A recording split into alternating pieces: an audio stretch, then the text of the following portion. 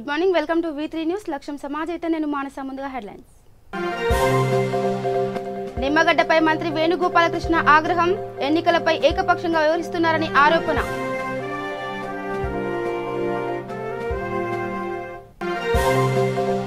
అమరావతి రైతులతో జనసేన చీఫ్ సమావేశం.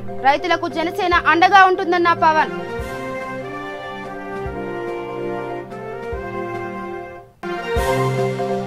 ఏపీ పంచాయతీ ఎన్నికలపై ఎంపీ రఘురాం విమర్శలు. ఎన్నికల నిర్వహణకు వైసీపీ భయపడుతుందని ఆరోపణ.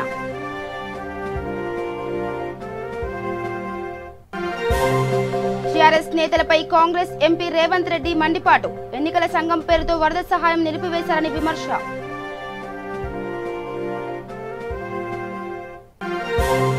మైనింగ్ అక్రమాలపై స్పందించిన నెల్లూరు ఎమ్మెల్యే. ఆరోపణలు రుజువు చేస్తే పదవికి రాజీనామా చేస్తానని సవాల్.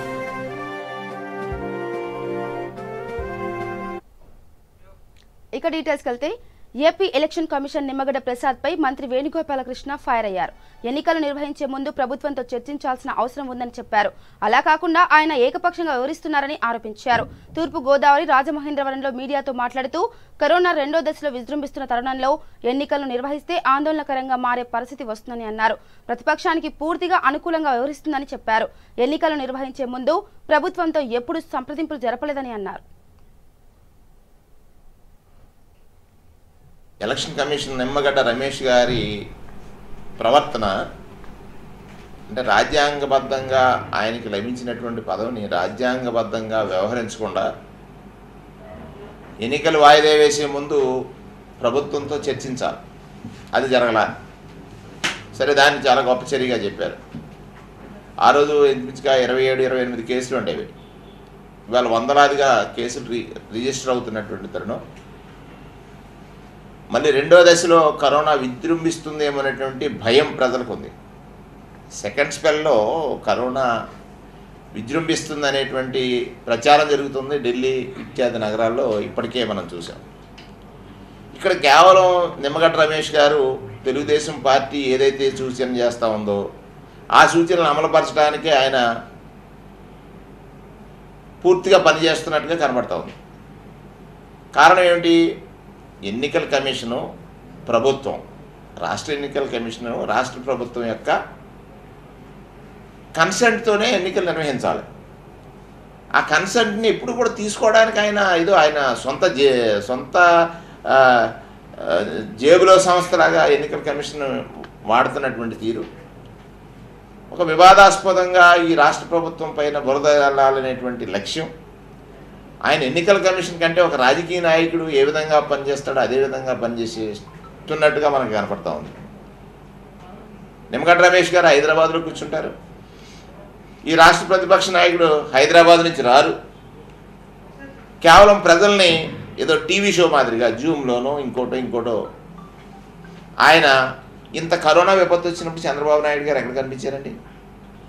మరి రాజ్యాంగ వ్యవస్థల పట్ల గౌరవం నేను ఆనాడు శాసనసభ వ్యవస్థని ఉపయోగించుకుని అంటే ఆ వ్యవస్థను కూడా నాశనం చేశాడు. ఇక ఈ ప్రజల్ని ఎప్పుడూ కూడా ఒక స్థిరంగా జీవించడానికి ఇష్టం లేదు చంద్రబాబు నాయుడికి. మరి దానిని తీవ్రంగా ఖండిస్తున్నాం ఇవాళ ఎలక్షన్ కమిషన్ తీసుకునేటువంటి ఈ నిర్ణయాన్ని. తెలంగాణలో కేసులు ఎక్కువ ఉన్నప్పుడు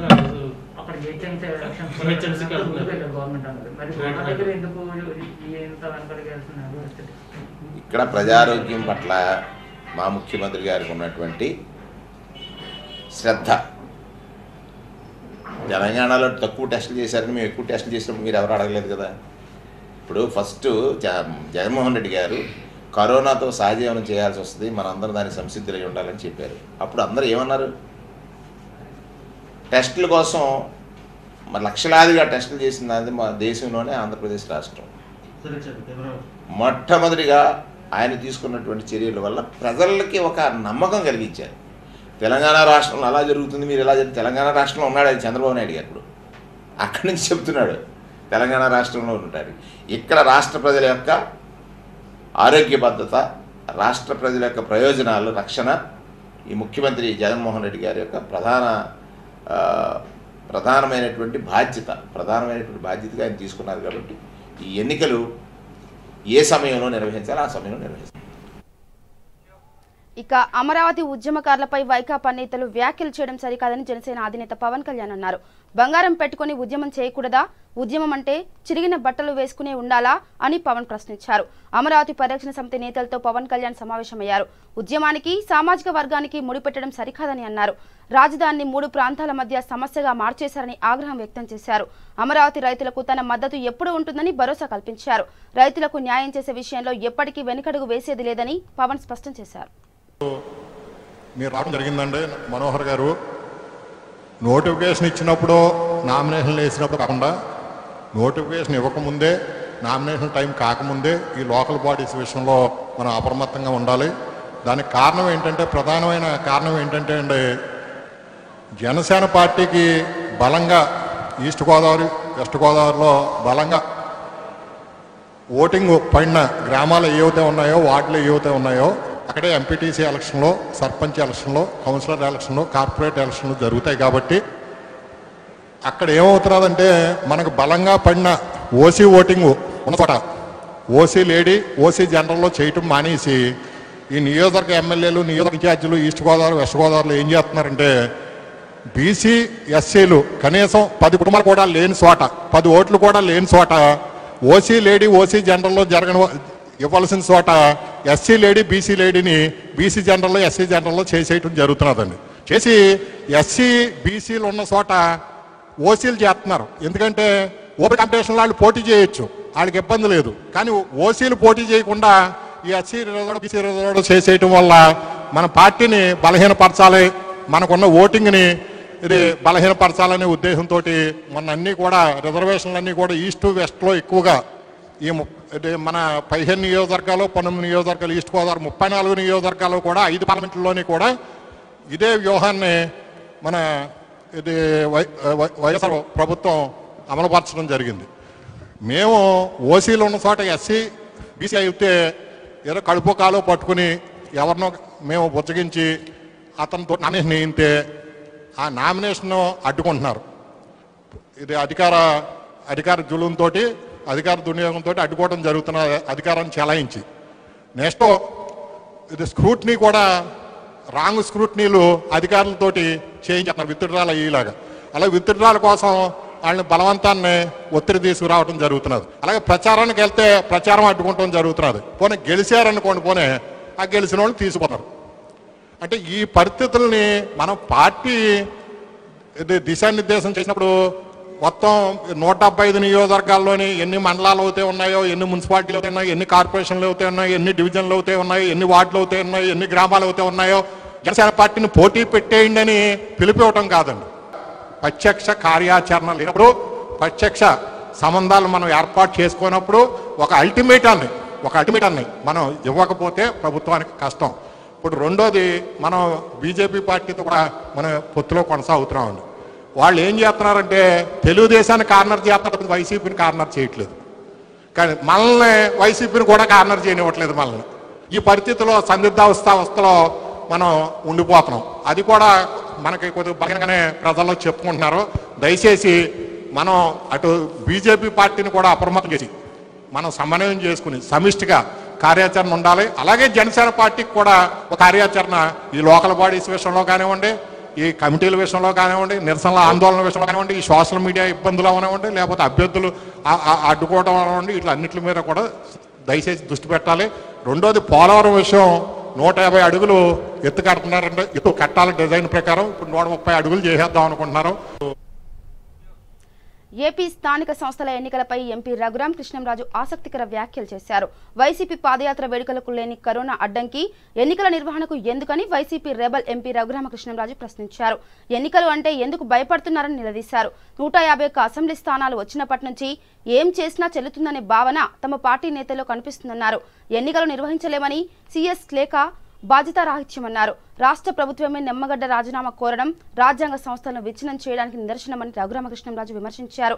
గవర్నర్ ప్రేక్షక పాత్ర వహిస్తే కోర్టులు జోక్యం చేసుకుని ఎన్నికలు నిర్వహించమని ఆదేశించవచ్చన్నారు.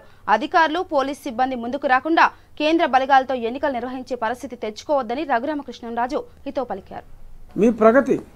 మీ ప్రగతిని పాటలుగా వివరించారు. ఈ 10 రోజులు అత్యద్భుతంగా ఎలక్షన్ క్యాంపెయిన్ కూడా మనకు అయిపోయింది. ఇంకా ఎందుకు మనం ఈ ఎన్నికలంటే మనం భయపడటం? సరే, భయపడితే భయపడ్డారు. ఇప్పుడు డెఫినెట్గా జరగబోయేది భవిష్యవాణి కాస్త వినిపించదలుచుకున్నాను. ఏంటంటే కోర్టుకి వెళ్ళక తప్పదు. ఈ కామెంట్లు ఇవన్నీ చూసిన తర్వాత ఆయన గవర్నర్ గారికి చెప్పారు. గతంలో కూడా ఉంది, ఫస్ట్ గవర్నర్ గారికి చెప్పాలి. గవర్నర్ గారు చేయలేని పక్షంలో you can come to the court అని అప్పుడు ఆ రాజస్థాన్ ఇంతకు మునుపు గతంలో అది కూడా రాజస్థాన్లోనే ఆ కోర్టులో కూడా చాలా స్పష్టంగా సుప్రీంకోర్టు చెప్పడం జరిగింది. ఇప్పుడు మరి గవర్నర్ గారికి నివేదించడం అయింది. మరి గవర్నర్ గారు యాక్టివ్ పార్ట్ తీసుకుంటే సరే, ఒకవేళ ఆయన ఏమన్నా ప్రేక్షక పాత్ర వహిస్తే మరి అప్పుడు డెఫినెట్గా కోర్టులు ప్రజాస్వామ్యం, మనందరం కూడా ప్రజాస్వామ్యబద్ధంగా ఎన్నికైన వాళ్ళం. 151 వచ్చినప్పుడు ఎంత పర్సంటేజ్ వచ్చిందో అంత పర్సంటేజ్ వస్తుంది. భయపడవలసిన అవసరం లేదు. ఎందుకు మీరు భయపడుతున్నారు అనేది మీ భయం చూసి అనవసరంగా కొంత ఇమేజ్ డ్యామేజ్ అయ్యే పరిస్థితి ఉంది. సంషేర్గా ఎదుర్కొందాం. సహజీవనం చేసేసాం ఆల్రెడీ. అందరూ అలవాటు పడిపోయి ఉన్నారు. కమాన్ కరోనా అంటున్నారు మీరు ఇచ్చిన ధైర్యానికి. మరి ఎందుకు ఎన్నికలంటే భయం వద్దు. దయచేసి మనం ఎన్నికలకు వెళ్దాం. ఎస్సీసీ గారిని గౌరవిద్దాం. కోర్టుకి వెళ్ళే పరిస్థితి తెచ్చుకొని మళ్ళీ కోర్టు చెంపదెబ్బలు కొట్టిన తర్వాత మనం ఎన్నికలు తప్పకుండా జరిపించవలసి వస్తుంది. మీ పోలీసు సహకరించకపోతే కేంద్ర బలగాలు వస్తాయి. ఇటువంటి విషయాల్లో కేంద్రం కూడా సహకారం చేస్తుంది. కేంద్ర బలగాలు వస్తాయి. సో అధికారులు కోఆపరేట్ చేయకపోతే ఏదో కొంతమంది ఒక సామాజిక వర్గానికి చెందిన అధికారులు మాకు అసలు జీతాలే వద్దు అని కూడా గతంలో చాలా అద్భుతంగా మాట్లాడారు. వాళ్ళు ఎవరో కూడా తెలుసు. అటువంటి వాళ్ళతో 4 పనికిరాని స్టేట్మెంట్ ఇప్పించినంత మాత్రాన ఎలక్షన్లు నిర్వహించే అధికారం రాష్ట్ర ప్రభుత్వానికి రాదు. దానికి ఒక స్వయం ప్రతిపత్తి కలిగిన సంస్థ ఉంది. అక్కడ ధైర్యసాహసి ఇలా పబ్లిక్గా పిలుచుకోవాల్సిన అవసరం లేదు. ఎంతోమంది భక్తులు ఉన్నారు స్వామీజీ గారికి. వెళ్ళే వాళ్ళు ఎలాగో వెళ్తారు. అనవసరంగా స్వామీజీ గారికి తెలియకుండా ఎవరో ఆ పిఏ ఆ లేఖ రాయటం, దాన్ని అత్యుత్సాహంగా వాళ్ళు మెమో ఇష్యూ చేయటం. కోర్టు చాలా స్పష్టంగా చెప్పింది, మతపరమైన అంశాల్లో వేలు పెట్టే అధికారం ప్రభుత్వానికి లేదు. అంతే, వెరీ సింపుల్. గతంలో ఎన్నోసార్లు మన రచ్చబండలో కూడా మనం మాట్లాడుకున్నాం. మతపరమైన అంశాల్లో వేలు పెట్టడానికి లేదు. ఆ ఒక పర్టికులర్ మత ప్రచారకులకి పాదయాత్రలో మాటిచ్చారని ఎవడబ్బ సొమ్మండి. పాదయాత్రలో మాటిచ్చేస్తే రాజ్యాంగానికి వ్యతిరేకంగా మతం జోలికి ప్రభుత్వం వెళ్ళకూడదన్న నిబంధన అంత స్పష్టంగా ఉన్నప్పటికీ కూడా మరి పాస్టర్లకే ఎవ్రీ మంత్ 5,000 మా ముఖ్యమంత్రి గారు మాట ఇచ్చారు. ఆయన మాట ఇస్తే అమరావతి విషయంలో మాట తప్పుతారు, ఇంకొన్ని విషయాల్లో మాట తప్పుతారు తప్ప ఇటువంటి విషయాల్లో మాట తప్పరని చెప్పి టీఆర్ఎస్ నేతలపై కాంగ్రెస్ ఎంపీ రేవంత్ రెడ్డి మండిపడ్డారు. 250 కోట్ల రూపాయల వరద సాయం నిధులు టీఆర్ఎస్ నేతల జేబుల్లోకి వెళ్లాయని ఆగ్రహం వ్యక్తం చేశారు. మహిళలు రోడ్లెక్కి ఎదురు తిరగడంతో మీ సేవలో దరఖాస్తు చేసుకోవాలని చెప్పారన్నారు. దాంతో పెద్ద సంఖ్యలో ప్రజలు మీ సేవ వద్దకు బారులు కట్టారని తెలిపారు. అకౌంట్లలో డబ్బులు వేస్తే టీఆర్ఎస్ నేతలకు కమిషన్లు రావని ఎద్దేవా చేశారు. ఓట్లు రావని అనుమానంతోనే ఎన్నికల అధికారులు సహాయాన్ని నిలిపివేస్తారని ఆదేశాలు ఇచ్చారని చెప్పారు. ఎన్నికల సంఘం ఆదేశించిందన్న సాకుతో వరద సహాయం నిలిపివేయడం దుర్మార్గమని, ఇది కేసీఆర్, కేంద్ర మంత్రి కిషన్ రెడ్డి ఆడుతున్న డ్రామా అని రేవంత్ రెడ్డి విమర్శించారు. జనాలలో వరదలలో కొట్టుకుపోయి బురదలో మునిగిపోయి చచ్చిపోతుంటే రాష్ట్ర ప్రభుత్వం సహాయాన్ని అందించాల్సింది పోయి 500 కోట్ల రూపాయలు నగదును బాధితులకు పంచిపెడతామని చెప్పి దాదాపుగా అనారులకు 250 కోట్లు ఇచ్చిండ్రు. 250 కోట్లు కమిషన్లు టీఆర్ఎస్ నాయకుల జేబులలోకి వెళ్ళిపోయినాయి. మేము ఉద్యమాలు చేయడంతో ఒత్తిడి తీసుకురావడంతో పేద మహిళలందరూ కూడా రోడ్ల మీదకి వచ్చి చీపురు కొట్టడంతో టీఆర్ఎస్ పార్టీని కొట్టడానికి సిద్ధమైన సందర్భంలో ప్రభుత్వము ఎవరెవరైతే అర్హులైన వాళ్ళు ఉన్నారో వాళ్ళందరూ వచ్చి మీ సేవలో మీరు అప్లై చేసుకోండి, మీకు అందరికి ఇస్తామని చెప్పారు.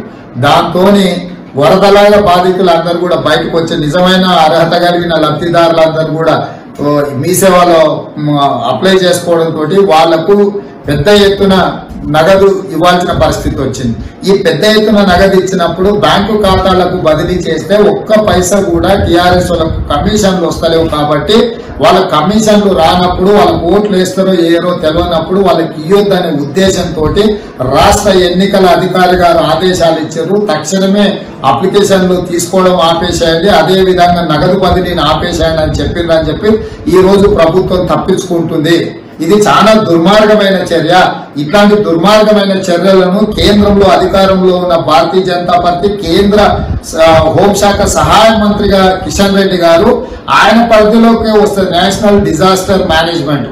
ప్రకృతి వైపరీత్యం జరిగినప్పుడు బాధితులకు ప్రభుత్వము ప్రత్యక్షంగా తక్షణ సహాయం అందించాల్సిన అవసరం ఉంది. ఈ సహాయాన్ని పర్యవేక్షించే బాధ్యత, పర్యవేక్షించే అధికారం కేంద్ర ప్రభుత్వానికి, ముఖ్యంగా ఈ సికింద్రాబాద్ పార్లమెంట్ సభ్యులు కిషన్ రెడ్డి గారికి ఉన్నది. వీళ్ళిద్దరు కలిసి నాటకం ఆడడం ద్వారా పేదలకు అన్యాయం జరిగింది. ఇవాళ కొన్ని సంఘటనలు చూస్తుంటే నిజంగా కన్నీళ్లు పెట్టుకునే పరిస్థితి ఉన్నది. క్యూలో నిలబడ్డ మహిళ చచ్చిపోయింది. వరదలో దాదాపుగా 100 మంది పైగా కొట్టుకుపోయారు, వరదలో మునిగి చచ్చిపోయారు. ఇవాళ ఈ ప్రభుత్వం ఇచ్చే 10,000 రూపాయల కోసం మీ సేవలో నమోదు చేయించుకుందామని వచ్చి క్యూలో నిలబడి దాదాపుగా 4-5 గంటలు క్యూలో నిల్చోవడం వల్ల మహిళ అక్కడికక్కడే చనిపోవడం జరిగింది. తక్షణమే వరదలు చనిపోయిన వాళ్లకు, అక్కడ క్యూలో ఉండి చనిపోయిన వాళ్లకు 25 లక్షల రూపాయలు ప్రభుత్వం నష్టపరిహారం ఇవ్వాలి. తక్షణమే ఈ పథకాన్ని మీ సేవల బాధితులు అందరినీ కూడా ప్రయత్నం చేస్తున్నారు.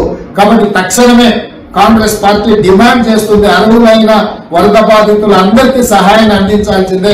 ఎన్నికల సంఘానికి కూడా విజ్ఞప్తి చేస్తున్న, కేంద్ర ఎన్నికల సంఘము శాసనసభ ఎన్నికలప్పుడు ఏదైతే అనుమతి ఇచ్చిందో అదే రకమైన అనుమతిని మీరు ఇచ్చి తక్షణమే పేదలకు సహాయం అందించాల్సిందిగా, ప్రత్యేక అధికారులను పెట్టి పర్యవేక్షించాల్సిందిగా రాష్ట్ర ఎన్నికల సంఘాన్ని డిమాండ్ చేస్తున్నా. అదేవిధంగా కేంద్ర ప్రభుత్వానికి కూడా నేను విజ్ఞప్తి చేస్తున్నా, ఈ మొత్తం శాఖ, ఈ వ్యవహారం అంతా కూడా మీ పరిధిలోకి వస్తుంది. కిషన్ రెడ్డి గారు కేంద్ర ప్రభుత్వ అధికారులను ఇక్కడికి ప్రత్యేక అధికారులను రప్పించి వాళ్ళ పర్యవేక్షణలో బాధితులందరికీ సహాయం అందించాల్సిందిగా మేము బీజేపీని డిమాండ్ చేస్తున్నాం. మీరు తప్పించుకోవడం ద్వారా పేదలకు అన్యాయం చేస్తున్నారు, కేసీఆర్ కు పరోక్షంగా సహకరిస్తున్నారు తప్ప ఇది ప్రజా ప్రయోజనం కాదు. కాబట్టి తక్షణమే అన్ని చర్యలు తీసుకోవాల్సిందిగా కాంగ్రెస్ పార్టీ డిమాండ్ చేస్తుంది. ఇక తనపై వస్తున్న ఆరోపణలు రుజువు చేస్తే రాజీనామాకు సిద్ధమని నెల్లూరు జిల్లా వైసీపీ ఎమ్మెల్యే కాకాని గోవర్ధన్ రెడ్డి అన్నారు. ప్రభగిరిపట్నం కొండల్లో మైనింగ్ అక్రమాలకు ఎవరు తెల్లరేపాలో ప్రతి ఒక్కరికి తెలుసునని చెప్పారు. గత ప్రభుత్వ హయాంలో జీవోలు కూడా ఇచ్చారని అన్నారు. తనపై చేస్తున్న ఆరోపణలు రుజువు చేయాలని, చేస్తే నేరుగా సీఎంకు తన రాజీనామా చేసేందుకు సిద్ధమని చెప్పారు. ఉపాధి హామీకి సంబంధించి బిల్లులు చెల్లించలేదని, కాబట్టి ఆ బిల్లుల చెల్లింపు మీద ఉపరాష్ట్రపతి జోక్యాన్ని కోరుతున్నామని 10,000 లేఖలు ఉపరాష్ట్రపతికి రాస్తున్నాము అని చెప్పని నిన్న మీడియా సమావేశంలో తెలుగుదేశం పార్టీకి సంబంధించినటువంటి అతిరథ మహారథుడు విన్నవించడం జరిగింది. అయితే మేము చెప్పేది 10,000 లెటర్లు రాసినటువంటి జాబితా ఏమన్నా మీ దగ్గర ఉందా? ఓటర్ లిస్టు చూసి వాళ్ళ పేర్లు సంతకాలు పెట్టి పంపించారా? 10,000 మంది ఎవరు నష్టపోయారు ఉపాధి హామీ పనులు చేసినటువంటి వాళ్ళు? అంటే ఆ స్థాయిలో నీ బినామీలు ఉన్నారా? మీరు ఏమడుగుతున్నారు? ఉపాధి హామీకి సంబంధించి అవకతవకలు జరిగాయి అని చెప్పారు. పుంఖానుపుంఖాలుగా పత్రికల్లో వార్తలు వచ్చాయి. దాని మీద విచారణ చేపట్టారు. మీరు విచారణ అర్ధాంతరంగా ముగించేసేయండి, మా మీద విచారణ చేపట్టొద్దు, ప్రజల సొత్తు మేము దోచుకున్నట్టు మాట వాస్తవమే, అయినా మా మీద విచారణ పక్కన పెట్టి మీరు వెంటనే మా బిల్లులు చెల్లించేయండి అని చెప్పని మీరు చెప్పదలుచుకున్నారా? పోనీ ఆ మాట స్పష్టంగా చెప్పండి, ఇదిగో మా విధానం ఇది, మేము 10,000 లెటర్లు రాసేస్తాం, మీరు కానీ ఏదన్నా కనుక మేము చెప్పిన పని చేయకపోతే కాబట్టి కేంద్ర ప్రభుత్వం జోక్యం కోరుతాం, కాబట్టి మేము ఏది చేసినా మీరు ఏమడుగుతున్నారు? మేము చేసినటువంటి మా అవినీతిని మాఫీ చేసి విచారణ ఆపేసి మా చెల్లింపులు చేపట్టండి అని చెప్పని మాట్లాడుతున్నారు. అంటే గత ప్రభుత్వంలో మీరు దోచుకున్నటువంటి దాని మీద పనులు చేయకుండా బిల్లులు తీసుకున్నారు, తట్టడ మట్టేయకుండా నీరు చెట్టు కింద డబ్బులు డ్రా చేశారు. వాటి మీద విచారణ జరపాల్సినటువంటి అవసరం లేదా? ఏ ప్రభుత్వమైనా ప్రజలకు కస్టోడియన్గా అవసరం ఉందా? లేదా? లేదు. మీరు మా అవినీతిని మొత్తం మాఫీ చేసి మేము చేసినటువంటి పనులన్నీ సక్రమమేనని చెప్పి మాకు బిల్లులు చెల్లించేయండి అనేటువంటిది మీ డిమాండ్ అనేటువంటి దానికి స్పష్టంగా సమాధానం చెప్పాల్సినటువంటి అవసరం ఉంది. రెండో అంశం, ఈ మధ్య అనేక సందర్భాలు చెప్పారు, మైనింగ్ మాఫియా చెలరేగిపోతుంది, విపరీతంగా మైనింగ్కి సంబంధించి ఎప్పుడప్పుడుగా అనుమతులు ఇచ్చేశారు అని చెప్పని నేను అనేక సందర్భాలు చెప్పా. మరలా ఈరోజు ఒక బంపర్ ఆఫర్, ఎట్టా ఎంపీ ఎలక్షన్లు కూడా వస్తున్నాయి, బై ఎలక్షన్ తిరుపతి ఎంపీకి, వాళ్ళు ఉంటే సర్వేపల్లి ఎమ్మెల్యే ఎలక్షన్ కూడా పాపం ఒక అవకాశం, మళ్ళీ ఆరోసారి నేను ఒక బంపర్ ఆఫర్ ఇస్తున్నా. మీ హయాంలో మీ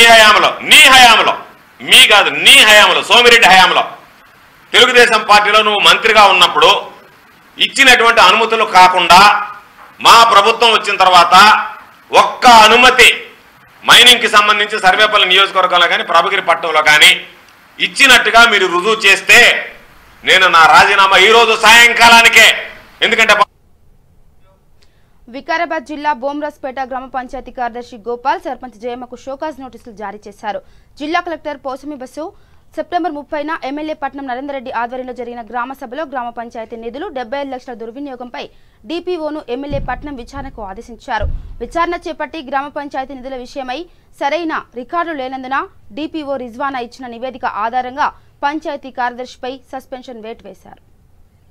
అర్థమవుతుందా? మీరు ఎంత స్టోరీలు అడుగుతున్నారో ప్రతి ఒక్కరికి ఇక్కడ అర్థమవుతుంది. తెలియకుండా కళ్ళు మూసుకొని 4 లక్షలు కొట్టండి చెక్కు అని మీరు చెప్పే ఆ రైట్స్ లేవు. అతను కొట్టడు, ఇతను కూడా పేపర్ మీద రాసిన ఇద్దరికి అవసరం లేదు. వాళ్ళంటే వాళ్ళేదో మనం చెప్పి వాళ్ళు చేస్తారు. నేను చెక్ కొట్టాల్సిన మాకేమన్నాను, ఆయన పని చేసుకొని తీసుకొని వస్తుంది కానీ చెప్పేది నాకు తర్వాత కావడం ఆయన పని చేసిందని అయితేనే చెప్తేనే అది చెప్తేనే ఒక కుట్టం లేదు. నాకైతే మీరేం చూడరా? మీ రెస్పాన్సిబిలిటీ లేదా అందులో? నేను చూస్తా మేడం, ఈ వరకు నేను చెప్తా, ఇది ఇంత కాదు తక్కువైందని చెప్తా. నీకేం తెలుసు సార్ చెప్పినాం కదా ఇట్లా, కానీ నేనేం చేస్తున్నాను ఇప్పుడు నాకైనా పైసలు తెచ్చినప్పుడు మీరేం చేస్తారంటే మీరు ఎందుకు ఉండడము, అది సర్పంచ్ చేసుకోవచ్చు కదా. సర్పంచ్ పని చేస్తాడు, సర్పంచ్